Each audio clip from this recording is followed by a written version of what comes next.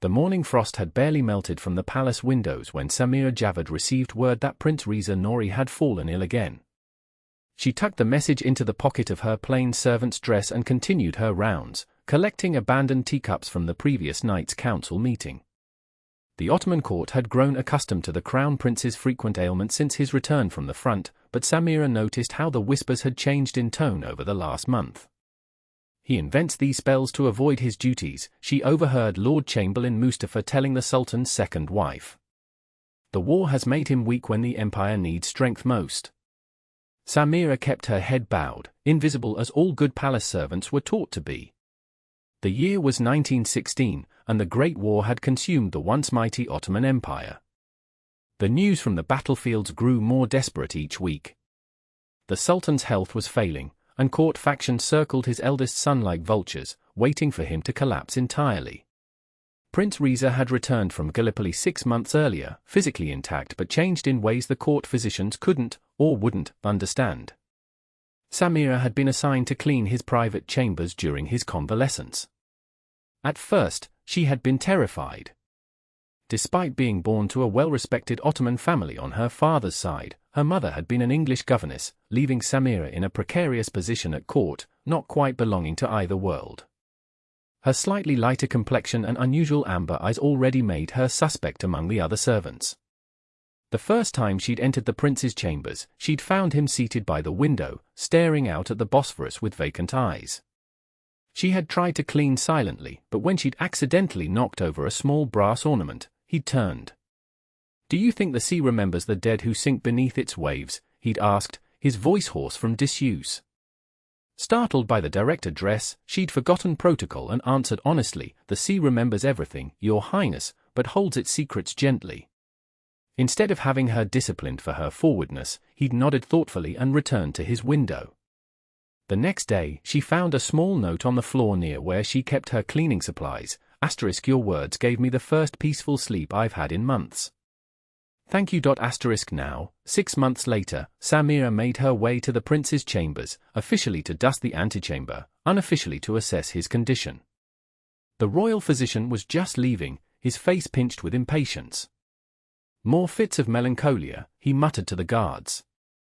"Nothing physically wrong with him. The empire cannot be ruled by a man who jumps at shadows." Samira slipped inside, careful not to be noticed. The prince's chambers were dark, heavy curtains drawn against the morning light. She moved quietly toward the window, intending to let in some air. "Leave them," came his voice from the bed. "The light hurts my eyes today."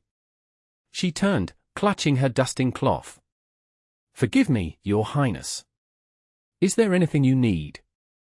Prince Reza sat up slightly, recognition flickering in his eyes. He was 32, but the war had added years to his face. Once known throughout Constantinople for his commanding presence and sharp intellect, he now seemed diminished, his shoulders hunched against invisible burdens. "You're the one who speaks to me honestly," he said. "The maid with the English mother?" Samira lowered her eyes. "Yes, Your Highness." "What do they say about me in the servants' quarters?" She hesitated, but his penetrating gaze demanded truth. "They say that Your Highness suffers from battlefield melancholia. That the sounds of the shells still echo in your mind." "And the courtiers? What do they say?" That Your Highness avoids responsibilities through these episodes." He laughed without humor. "At least the servants recognize that something is wrong with me. The court pretends I'm simply a coward." He gestured to a chair near his bedside. "Sit, please. Just for a moment." It was entirely improper, but something in his expression, the raw loneliness, made refusal impossible. She perched on the edge of the chair, hands folded in her lap.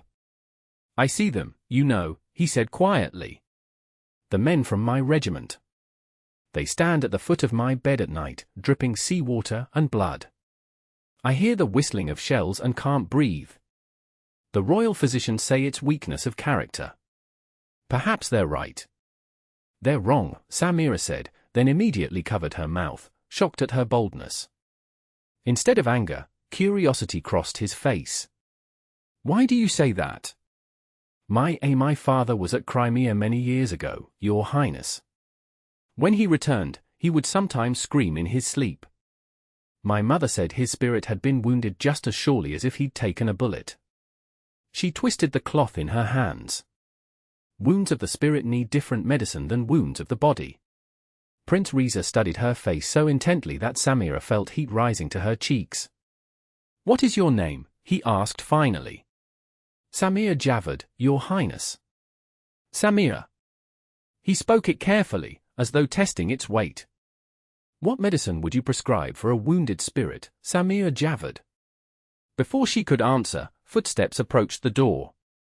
She jumped to her feet just as the Grand Vizier entered, accompanied by 2 court officials. "Your Highness, the council awaits your presence." The British ambassador, the Vizier stopped, eyes narrowing at Samira. "You? Why are you not finished with your duties?" The dust was particularly troublesome today, Prince Reza interjected smoothly. "I requested extra attention to the eastern corners. They collect the morning light and show every speck." The Vizier's skeptical expression made it clear he didn't believe this explanation, but he couldn't contradict the prince directly. "Nevertheless, she should finish quickly and leave Your Highness to prepare for the council." Samir bowed deeply and hurried to the far side of the room, pretending to dust vigorously while the men spoke in low voices. When they departed, promising to return in an hour to escort the prince to the council, she made to leave as well. "Samira," the prince called softly. "You didn't answer my question. What medicine for a wounded spirit?" She paused at the door. "My mother would say, truth spoken in safety, memories honored not buried, and purpose to move forward. But I am just a maid, Your Highness." "No," he said thoughtfully. "I don't think you are just anything." After that day, Samira found small notes hidden where only she would find them during her cleaning duties. Sometimes questions, *did the nightmares ease for your father eventually, sometimes observations, the ambassador stutters when nervous. I counted 17 hesitations when discussing the Dardanelles. Sometimes confessions, I woke screaming last night. The Grand Vizier has requested I take my chambers in the eastern wing, farther from his own. She would leave her responses tucked inside books she knew he read, or under the corner of the ink blotter at his writing desk. Their clandestine correspondence continued for weeks, a lifeline for them both in different ways. For Prince Reza, she suspected she represented the only person at court who saw him as a man, not merely as a disappointing heir or a political obstacle. For Samira, his notes offered intellectual engagement she'd been starved for since her father's death left her with no choice but to enter service at the palace. The prince began to appear more frequently at court functions. Though he still looked strained, he managed his duties with increasing steadiness. Samira heard the servants whisper that perhaps the crown prince was recovering his former character after all. But then came the night of the Sultan's collapse. Samira was polishing silver in the secondary kitchen when the palace erupted in controlled chaos. The Sultan had fallen unconscious during a private audience with the German ambassador. Prince Reza was immediately summoned to his father's bedside, along with the royal physicians and key ministers. Hours passed. Midnight came and went. At 3 in the morning, Samira was ordered to bring fresh linens to the Sultan's chambers. There she saw Prince Reza standing rigidly beside his father's bed, surrounded by advisors speaking urgently in his ear. The Sultan's breathing was shallow, his skin waxy. "The Russians are massing troops at Erzurum," one minister was saying. "We need an immediate response. The Germans expect us to commit more divisions too," another began. "Enough." Prince Reza's voice cut through the clamor. "My father still draws breath. This is not the time for state matters." "With respect, Your Highness," the Grand Vizier said, not sounding respectful at all, "the empire cannot pause while we wait. Decisions must be made." As Samira quietly delivered the linens to a senior housekeeper, she saw the look of barely contained panic on the prince's face. His hands trembled slightly at his sides. She knew the signs now, the beginning of one of his episodes. She deliberately let a pillowcase fall near his feet. As she knelt to retrieve it, she whispered so only he could hear, "Breathe slowly. Count the blue tiles on the far wall. His eyes flickered down to her for just an instant before returning to the ministers, but she saw him begin to count silently, his breathing gradually steadying. The Sultan lingered between life and death for 3 days. Prince Reza remained at his side almost constantly, emerging only for the most crucial meetings. On the 3rd night, Samira was assigned to night duty in the antechamber to the Sultan's rooms, ready to bring tea or additional supplies as needed. Near dawn, the prince emerged, his face grey with exhaustion. He startled slightly upon seeing her. "Samira," he said softly. "I didn't expect you here." "I volunteered, Your Highness," she admitted. "I thought you might need a friendly face." The corridor was empty save for the two of them. The guards were stationed at the outer doors, and the other attendants had momentarily stepped away. "My father just opened his eyes," he said. "He recognized me. The physicians think he may recover, though he'll never be as he was." He slumped against the wall. "They're already dividing the empire in their minds, you know. The vizier, the generals, even my own cousins. They see my weakness and are measuring the palace for new curtains." "They underestimate you," Samira said with unexpected fierceness. He smiled sadly. "No. They estimate me quite accurately. I am broken, Samira. The things I saw at Gallipoli, men torn apart by artillery, drowning in mud, burning alive in trenches." His voice caught. "I can't sleep without seeing their faces. How can a man who fears his own dreams lead an empire?" Without thinking, she reached for his hand, then caught herself just before touching him. Such familiarity would be unforgivable. But to her astonishment, he captured her retreating hand in his own. "Your notes have been my anchor these past weeks," he said quietly. "The one true thing in a sea of courtly lies." Her heart thundered in her chest. "Your Highness, Reza," he corrected. "Just Reza, when we are alone." "We should never be alone," she whispered, though she didn't pull her hand away. "It isn't safe. Nothing is safe anymore. The empire crumbles, and I am expected to hold it together with hands that won't stop shaking."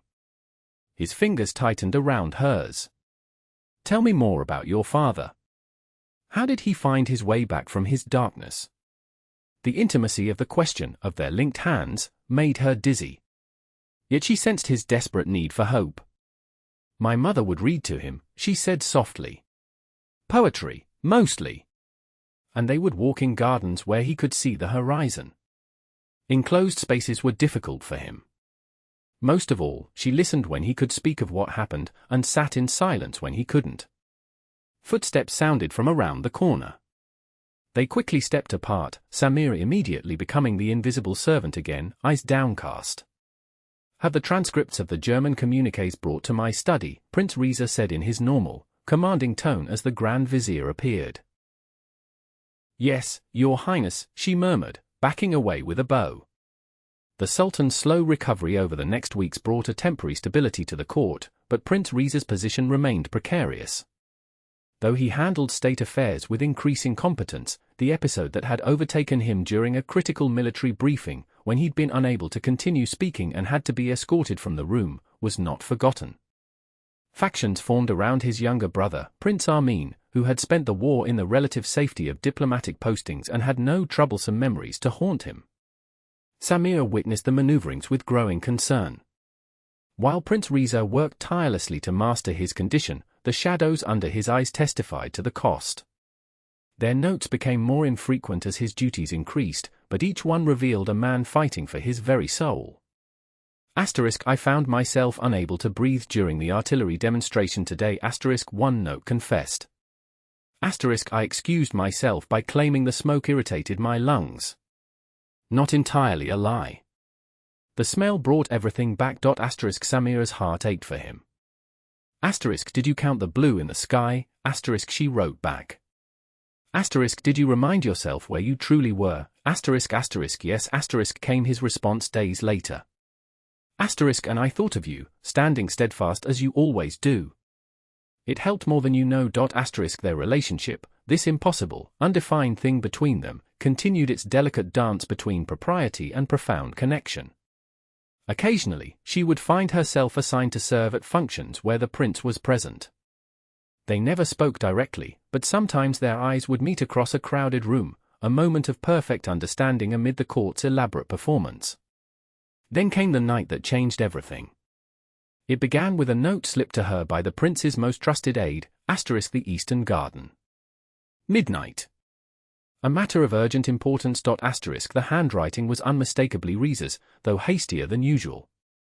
Samira knew she should refuse. Meeting the crown prince alone at night would be cause for immediate dismissal at best, far worse at worst. Yet the word urgent compelled her. Perhaps he was experiencing a severe episode and needed the technique she'd taught him to manage his breathing and ground himself. The Eastern Garden was small and secluded, rarely used except by the Sultan's youngest wife for her morning prayers. It featured a modest fountain and several ancient cypress trees, creating shadowy corners even on moonlit nights. Samir wrapped a dark shawl around her shoulders and slipped out from the servants' quarters just before midnight. The garden was empty when she arrived. She waited in the shadow of a cypress, her nerves growing with each passing minute. Had she misunderstood? Or worse, had someone discovered their correspondence and set a trap? Just as she decided to leave, hurried footsteps approached. Prince Riza appeared, but not alone. His younger brother, Prince Armin, accompanied him, along with two palace guards Samir recognized as being particularly loyal to the vizier. "I don't understand," Prince Riza was saying, his voice tight with confusion. "Your note said father had taken a turn for the worse." "Forgive the deception, brother," Prince Armin replied smoothly. "But I needed to speak with you privately, away from the vizier's spies." Samir pressed herself deeper into the shadows, heart pounding. Something felt terribly wrong about this encounter. What's so urgent it requires such subterfuge? Prince Riza demanded. Prince Armin sighed dramatically. "Your condition, brother. Your continued episodes. They undermine confidence in the succession. The ministers talk of nothing else." "I am managing it," Prince Riza said stiffly. "Of course you are," Prince Armin's tone was patronizing. "But perception matters more than reality. The empire needs stability above all."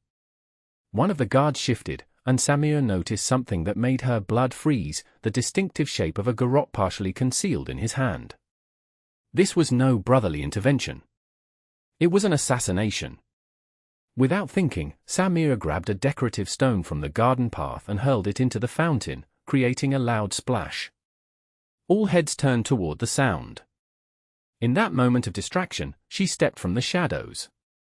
"Your Highness," she called, forcing calm into her voice. "The Sultan is asking for you." He's awake and quite insistent. Prince Riza's expression showed momentary confusion, but he recovered quickly. "Now? At this hour?" "Yes, Your Highness. The night nurse sent me to find you immediately." She bowed to Prince Armin. "Your Highness is requested as well, of course." Prince Armin's face darkened with barely suppressed rage. "How convenient that my father should wake at precisely this moment." The guard with the garrote took a step forward, but the mention of the Sultan had created a complication. If the Emperor truly was asking for his sons, their absence would be noted quickly. "We should go at once," Prince Riza said, moving toward Samir. "Father's health takes precedence over our discussion." Prince Armin exchanged glances with the guards, a silent communication that confirmed Samira's fears. But the moment had passed, an attack now would be too risky.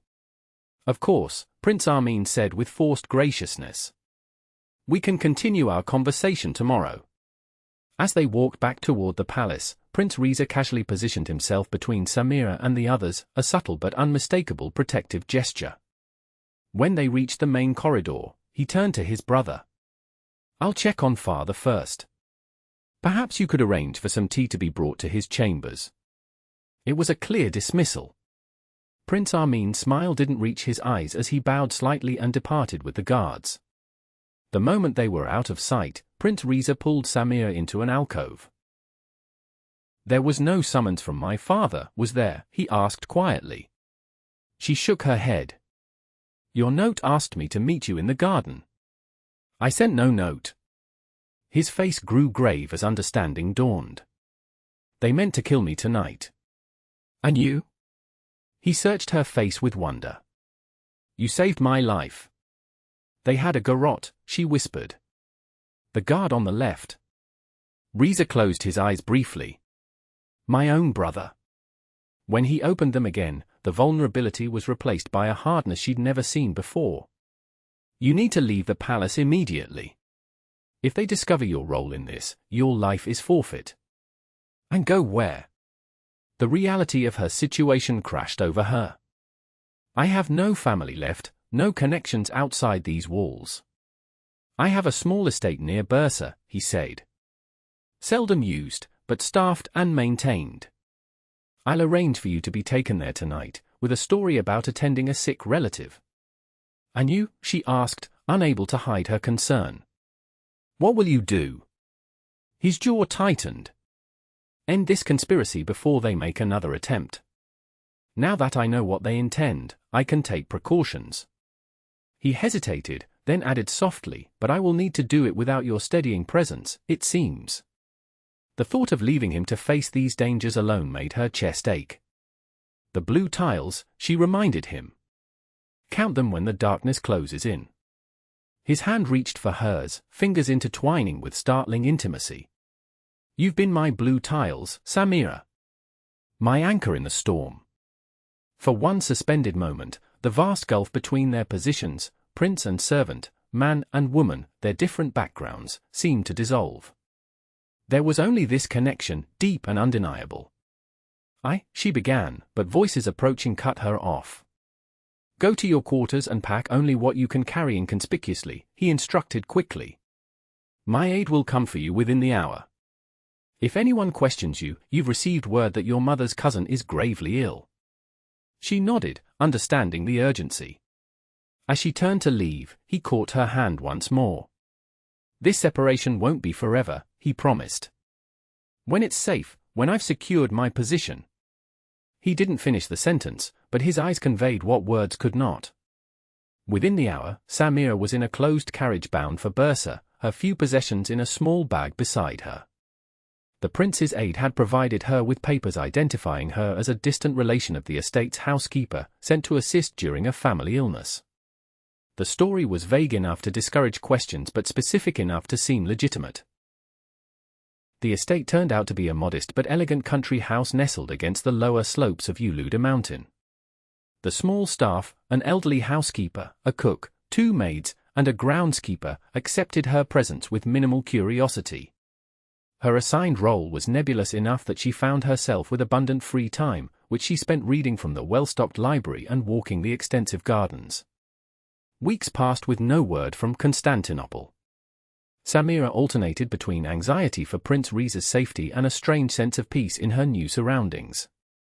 She had never experienced such freedom, to read whatever she wished, to walk unaccompanied, to speak her mind to the other staff.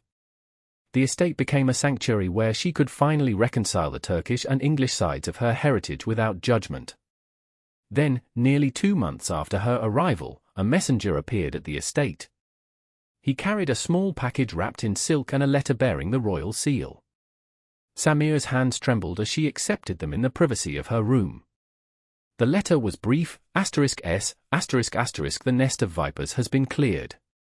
My brother now resides at our eastern border estate, where he can contemplate the virtues of fraternal loyalty from a comfortable distance.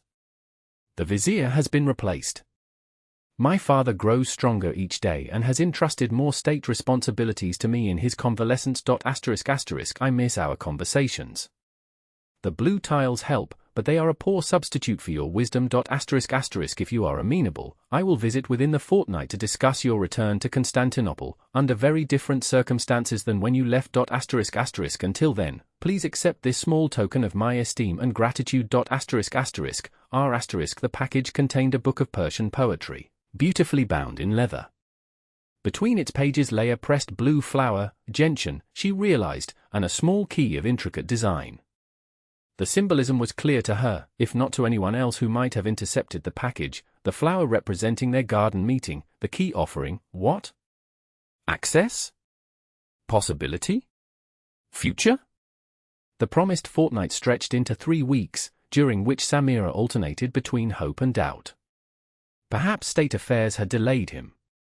Or perhaps, now secure in his position, he had reconsidered the wisdom of maintaining connections with a half-English palace maid. Then, on a crisp autumn afternoon, a small procession of carriages arrived at the estate. The staff rushed to prepare, having received no advance warning of royal visitors.